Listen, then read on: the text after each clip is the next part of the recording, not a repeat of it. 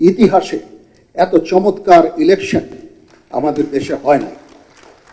কেওয়াটিক সময় এটা আমরা পার করেছি এবং আমি আপনাদেরকে ধন্যবাদ জানাচ্ছি, আপনাদেরকে অভিনন্দন জানাচ্ছি। একটা চমৎকার ইলেকশন আপনারা এই জাতিকে উপহার দিয়েছেন।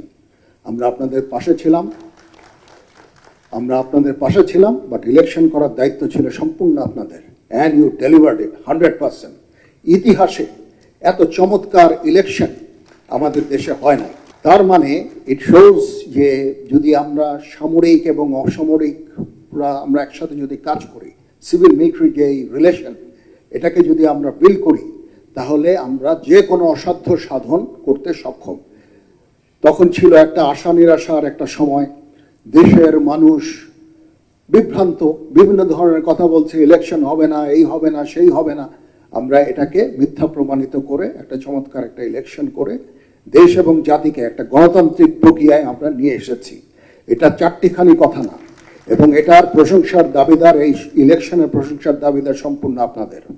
এই জন্য আমি আপনাদেরকে অভিনন্দন জানাচ্ছি।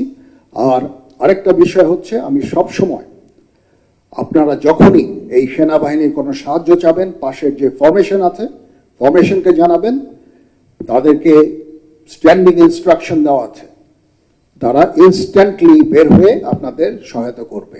বেসামরিক অসামরিক প্রশাসনকে যে সহায়তা প্রদান করা, এটা ডিজাস্টার হোক, যে কোনো দুর্যোগ হোক, একটা দুর্ঘটনা হোক, দুর্বিপাক হোক, যে সমস্যাই আপনারা ফেস করবেন, আপনারা সরাসরি পাশের ফরমেশনকে আপনাদের জানাবেন, তারা ডিপ্লয় হয়ে আপনাদের এই যত ধরনের সাহায্য সহযোগিতা আছে ইনশাল্লাহ করবে। তো খুব ভালো লাগলো আপনাদের এখানে এসে ইন্টারঅ্যাক্ট করে, এবং আমি